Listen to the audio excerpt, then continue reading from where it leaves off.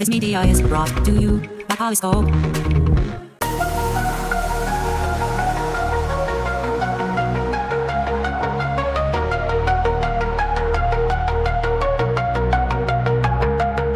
In the realm of tomorrow, where tech meets mind, we ponder, we dream. Sounds good. All right, thank you so much for joining us here on Think Future. My name is Chris Kalaboukis, and once again, we're coming at you live from deep in the heart of Silicon Valley, California. Today, we have a very special guest. Why don't you tell us a little bit about yourself and your organization and what you're passionate about? Sure. My name is Nick Richtsmeier. My organization is Culture Craft, and then we run a kind of a side organization called Trust Made Growth. And I'm passionate about really helping maximize the difference between trust-built organizations and leaders and what I've come to call the algorithmic society, and really maximizing that difference and giving people the tools to do it well. What is trust nowadays, anyway? I mean, it's such a different beast now than it was when we were all sort of in little tribes, 150-sized tribes in the, wandering the savannas. It's a very different beast now.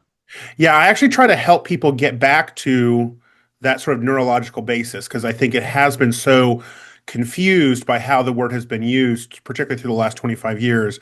So the way when I'm training leaders and helping other people think through this, I said, okay, really, trust is this thing way back in the brain, in the reptilian part of the brain, that says, is Chris going to harm me? Mm. And it's testing all these signals and all these spaces in which, is Chris going to harm me?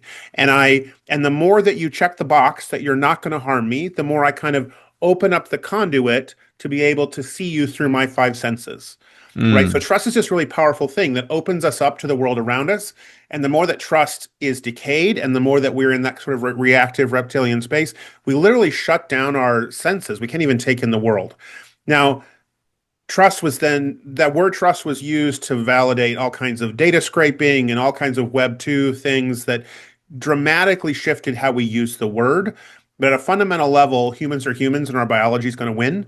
And that's really what trust is that thing that's happening in the back of the brain that asks who's going to harm me and who isn't.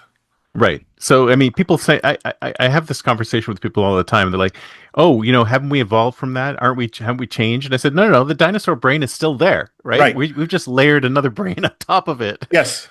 So at the base level, we're still feeling those same feelings. It's a completely different environment, but they still kick in all the time. Absolutely. And they're so much faster, again, because of the way our neurology works, they're so much faster than the narrative making and the reason making brain, that the reason making brain is often just filling in, right? Sort of classic, Kahneman-esque material. The reasoning brain is just filling in justification for the decisions we've already made back in that reptilian brain. So right. So it's like the decision is made and then we justify it to ourselves afterwards. Yeah. So a lot of people talking about trust, what they're really doing is trying to massage the story we tell ourselves about trust. And what I'm trying to do is to say, actually, what we really need to do to recover trust in our economy, in our relationships, in our marketplaces, is get that aperture to open back up. So we're all so tight, we're all so afraid, we're all so triggered that aperture is so tight that we're not even seeing each other and we're not even hearing each other. And so when we open up the aperture and allow our senses to do what they're there to do, then we build better narratives. Right. And we think more constructive prefrontal cortex kind of thoughts about what's happening to us because we're getting better data. Right. Are you finding that there's a sort of like a backlash against this because there's a lot of organizations who just like it the way it is because they make use of it? Oh, for sure. Yeah. I mean, we're really developing a two-track economy. Now, this has been talked about ad nauseum from an economic standpoint, but really it's two completely different styles of building financial security. And in one style, we have more of a feudalist system where a handful of highly, highly capitalized, quote unquote, landowners develop a rent-seeking system, and then certain businesses will go, well, I'm going to make myself really, really useful to the rent seekers because that's the safest place to be, right? Right. If I can get the plot of land closest to the manor house, I'm in the best shape, right? And so there's a whole ecosystem there. I'm not really interested in that ecosystem. If that's where you feel like you belong, that's cool, just not for me. And then there is the bulk of humans, which are going to have to find space back in a more humanist way. Now, unfortunately, that's about 10 or 15 years of deconstruction and decoding to be able to do that. And that's a lot of the work that we do with ventures and with individual leaders is to go, hey, I know we thought this middle ground was available to you where you could sort of borrow from the feudalist world to build a human enterprise. That middle ground is gone. And Hmm. it used to be called the internet. And now we really have to revert to that more humanist way or figure out rent seeking. Those are really Well, your two options. this seems like a huge, unbelievably huge task. What made you decide to do this?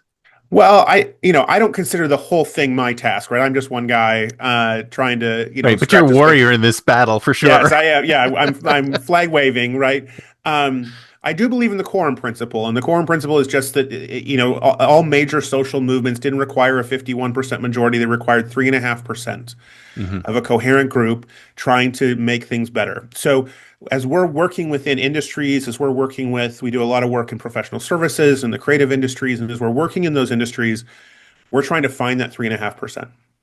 And who are the people who are oriented in this direction and just need the tooling and the reinforcement to go, hey, this is the right direction. You just need more support to get to where you want to go. And what we find is that's where a lot of leaders want to be. They just haven't had the experience to believe that there's people out there to help them, that they're sort of, Hmm. they're kind of feel like sort of alone in the ocean.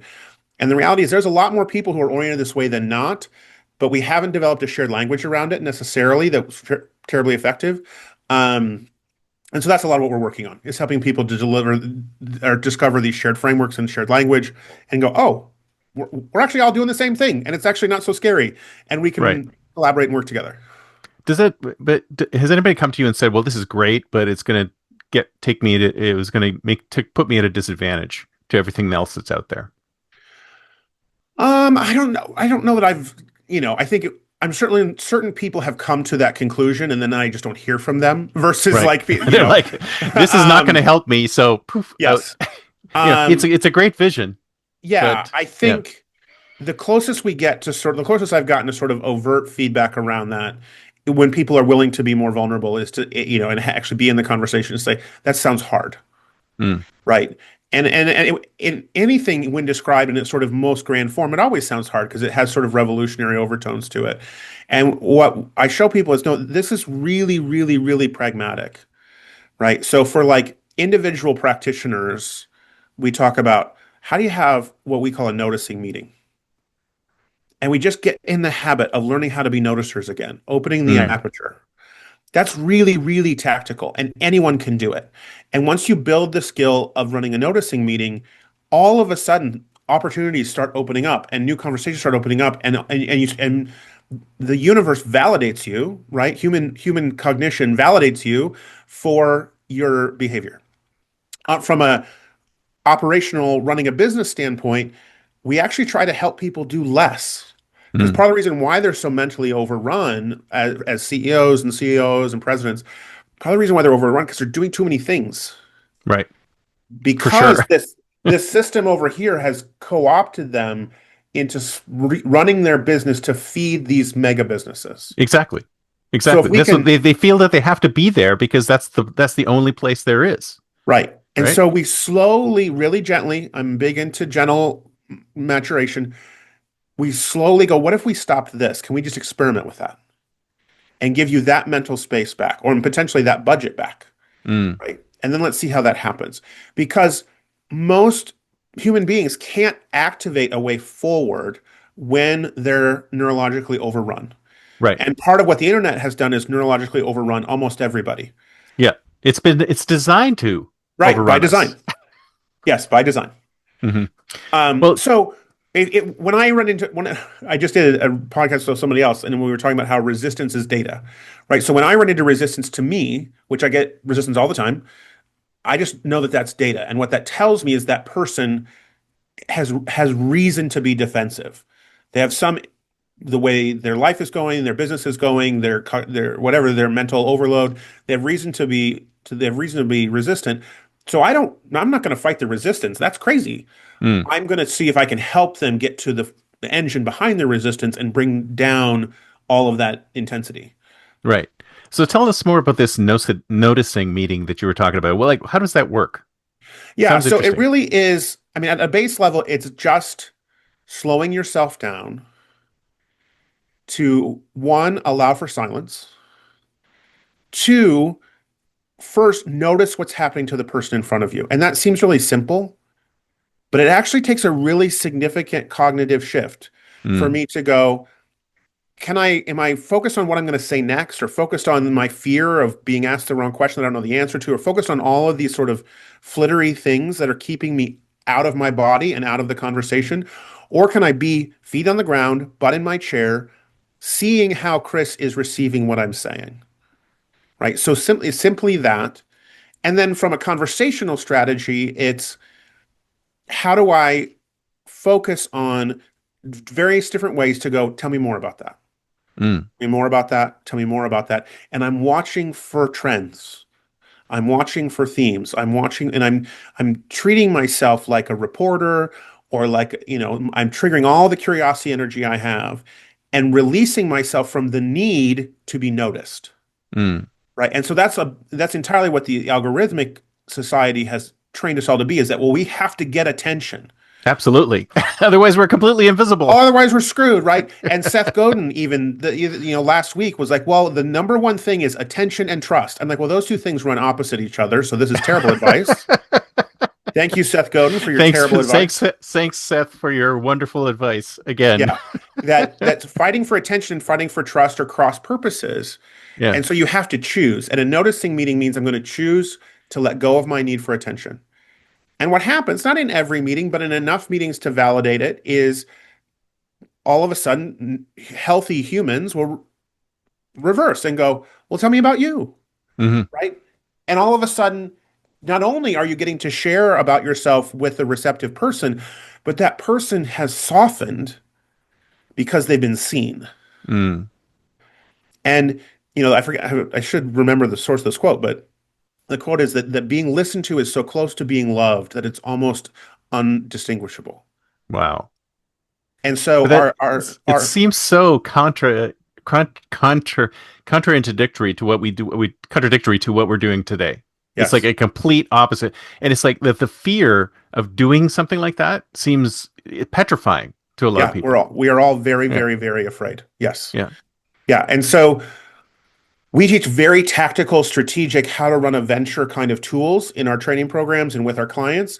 But we also pair that with really time-tested self-management tools so that I can be the person who can contain all of my needs, wants, anxieties, pressures, to actually be the person in the chair delivering strategic thinking. Because it's not just, can I be smart enough to think about strategy and really think about things at a fundamental first cause level. It's, can I contain all of my emotional resistance to being that person? Anxiety, emotional overwhelm, loneliness, the Bermuda Triangle of a 21st century human. We all are doing those three things: emotional exhaustion or mental exhaustion, anxiety, and loneliness. And if I can learn to contain those in myself, then I can actually be useful to you. See, this feels like you're creating small islands in this stream, but then how do you connect these islands together? Like, how do you create, it's almost like you need to create an alternative universe where this stuff happens, because the universe that's currently existing, or the systems that are currently in place, will not support it in any way. Yeah, absolutely. In fact, it will undermine it at every turn. I watch people trying to, for example, build authentic relationships on LinkedIn. I'm like, it's not going to happen. Not going to happen. Last time I was on LinkedIn, it was like bots talking to bots. I'm like, I couldn't believe how fake these interactions were. It's unbelievable. It's I'm like, madness. Where's the humans? Right. And the humans are pretending to be bots, right? It's exactly. Just absolutely crazy. So we're at the beginning stages of that. Because so many of the people I'm working with are scattered across the world, literally, on this. It does have to be digital. So we have an online free community that people can be a part of at trustmadegrowth.com.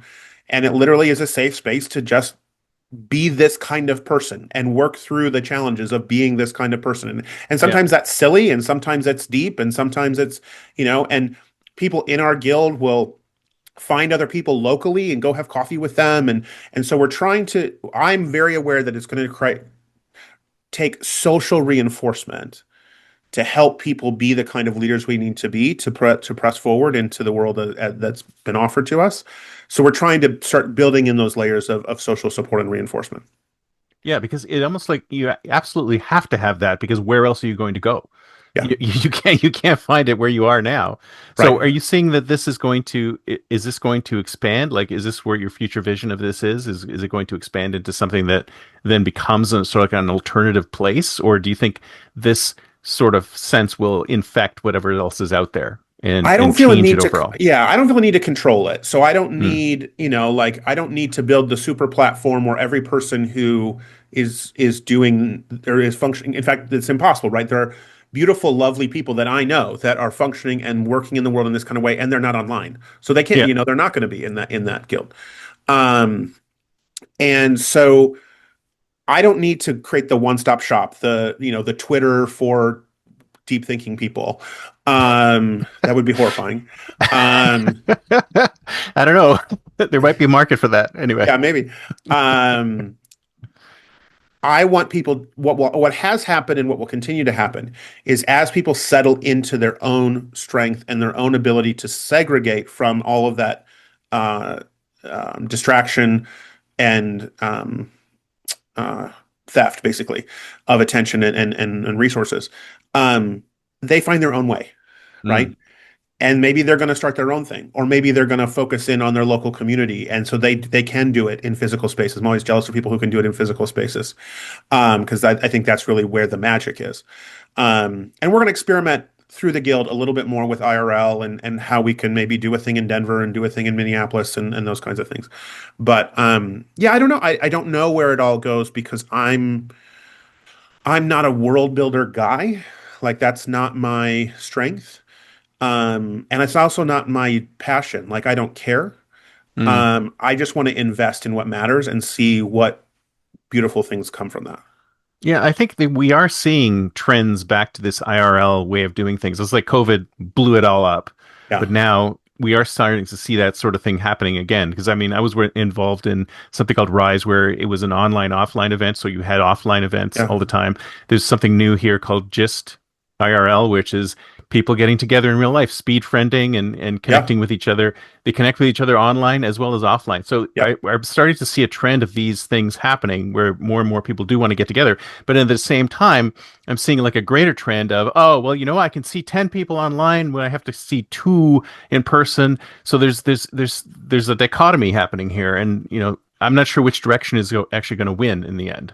Yeah. I don't know that I think we're going to end up with both. And I Mm, think they're going to be increasingly incapable of conversing with each other, right. because one is going to be so heavily bot driven, and the other is going to be so human. And I don't know that it's easy to gauge who's quote unquote winning because we speak in different terms. The more you become a well-thinking humanist, ability to solve complex problems that actually exist in real life person, the less you need to crow about it.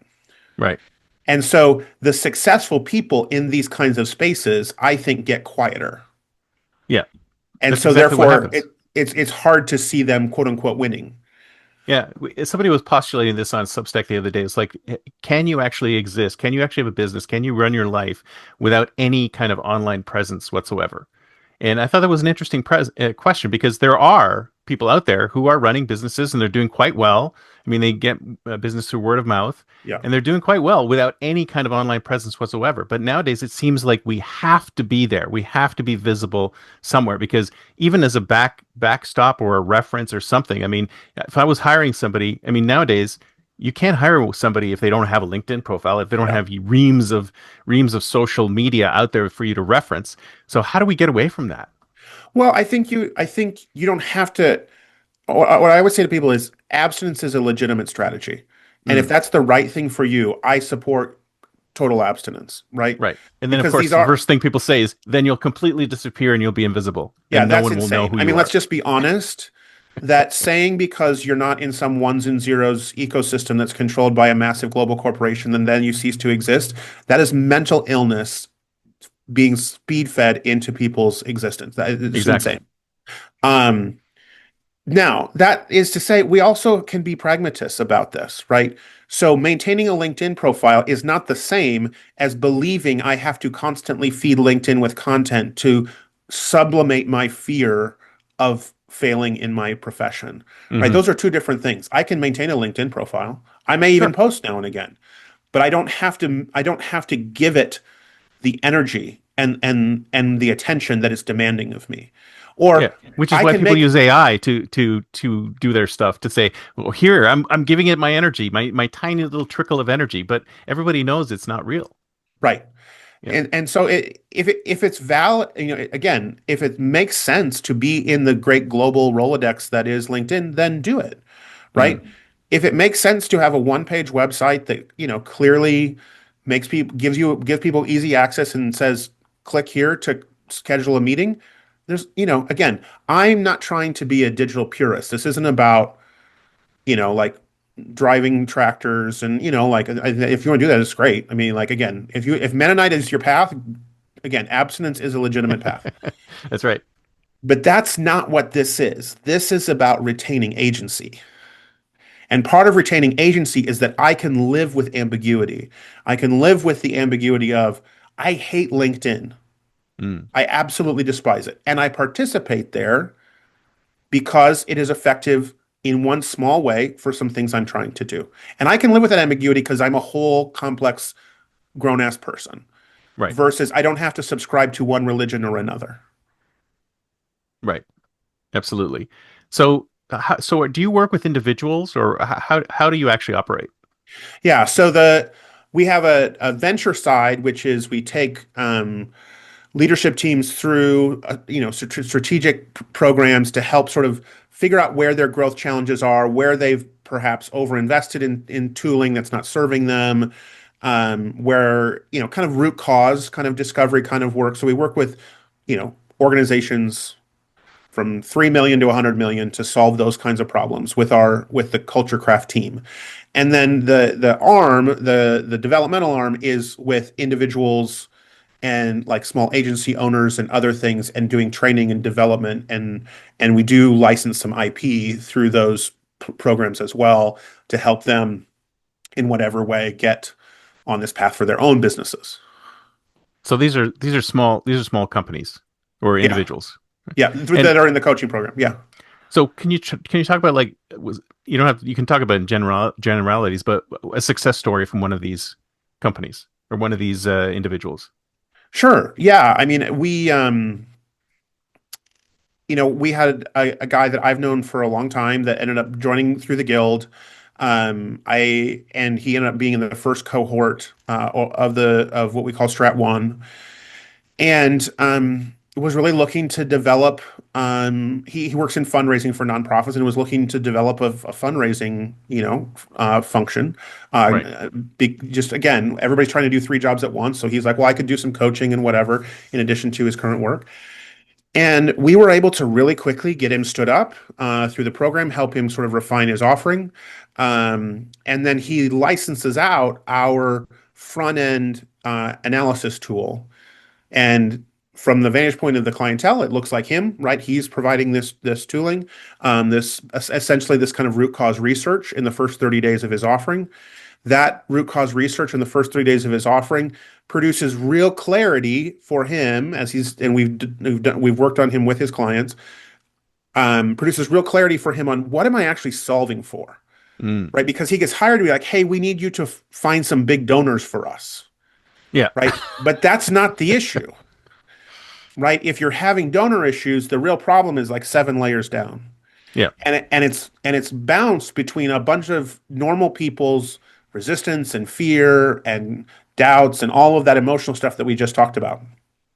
So giving this leader the tools to be able to navigate through that and a very clear business friendly structure to do it so it doesn't feel like therapy, right? That's really, really important. We deliver Even this though it is in the background, really. absolutely, of course, right? We deliver this in a way that has charts and graphs and measurements and tools because it's really about delivering in a language that's meaningful to people so that they can make the decisions they need to make.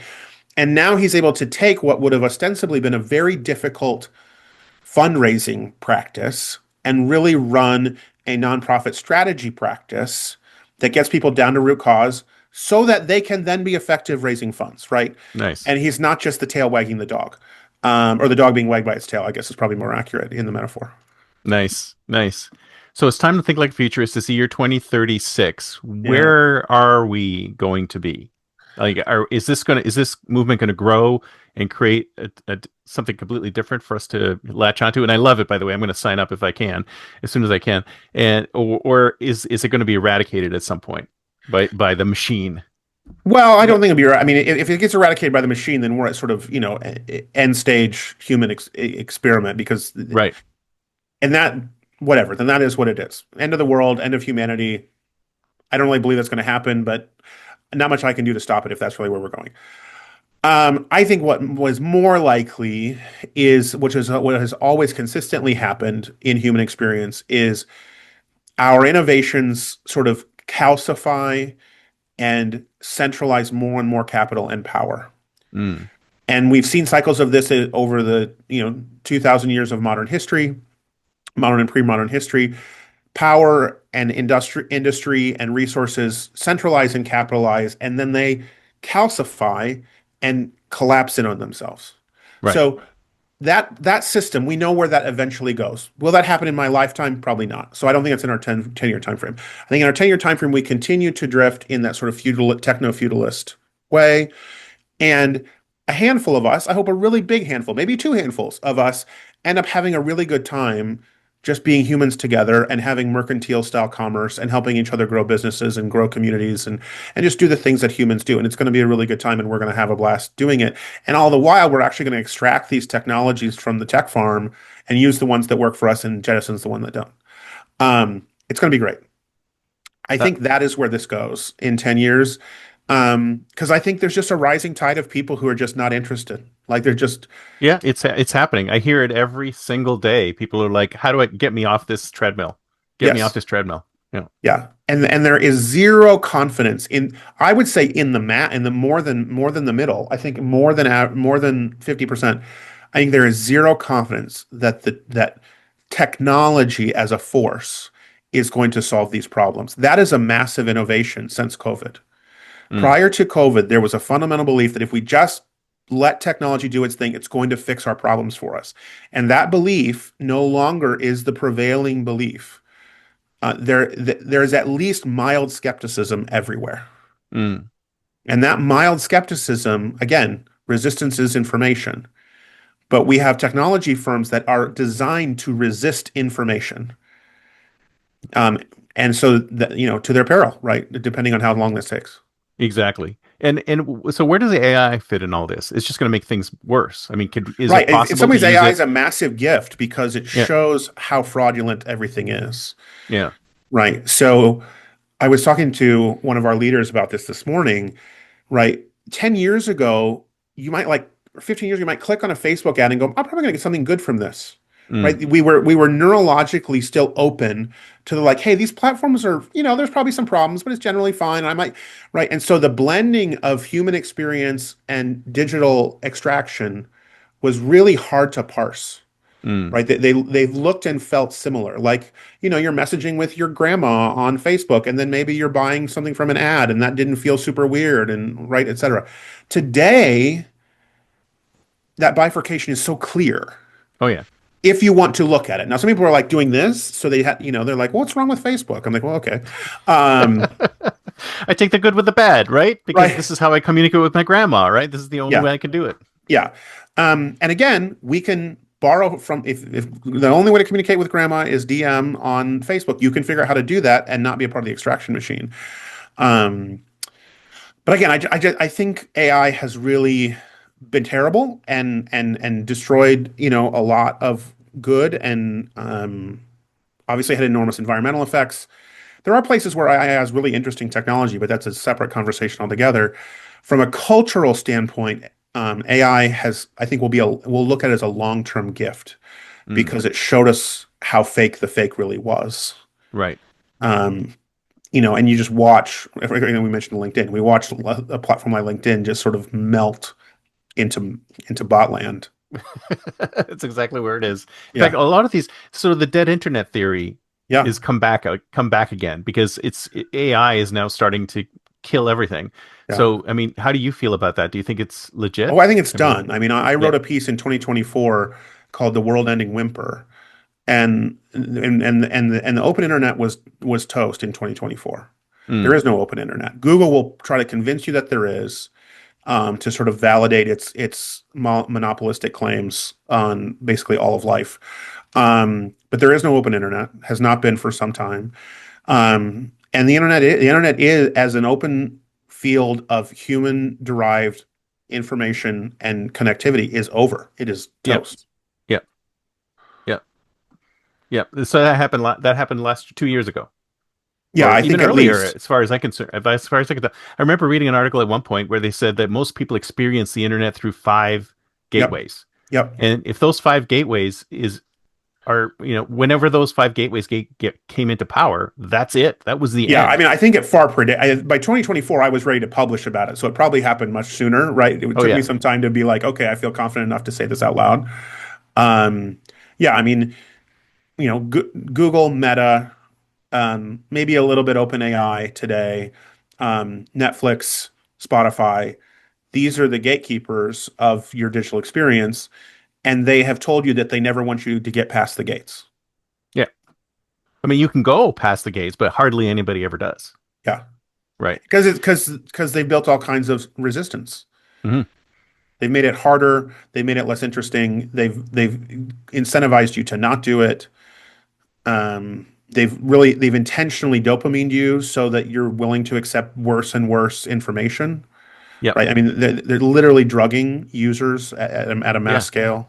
If this was an actual drug, it would be outlawed. Yeah, But it I is mean, it is there and it's out there, and it just boggles my mind at how much money and machines and people are being used to sort of twist us in yeah, one direction or another. Like, think this way, buy this thing, right? I mean, it's like the poor human. What can we do? Like, the only way absolutely. to do it is to step away, like you were suggesting, because we can't fight back against this. There's no way to.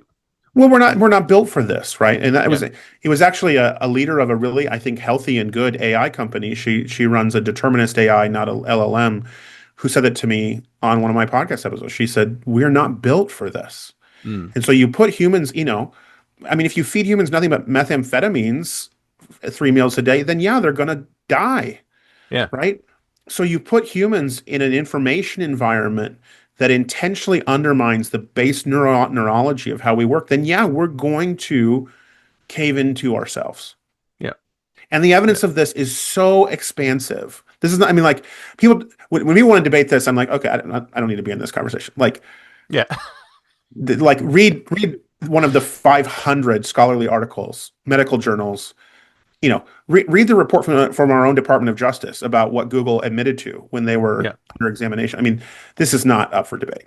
Yeah. Exactly. Exactly. Well, this has been super interesting. Thank you so much. So, if somebody wants to get in touch with you, what's the best way? Yeah, best way to do it is you can get everybody can get into like the lobby of Trust Made Growth, the guild at trustmadegrowth.com. You can actually access me through there. You can DM me through there. And if you like what you see, then there's just a brief 3-minute application process to be a part of all of our free conversations and all of that. So Trust My Guild is the best place. If you are more of like a venture and you're like, hey, I'd actually like to hire this guy to solve problems, then you can just email me, nick@culturecraft.com. Fantastic. Well, I'll put all the information in the show notes so people can go direct. Thank you so much. This has been great. Thanks, Chris. This has been a great time. Thank you. Talk to you later. Bye.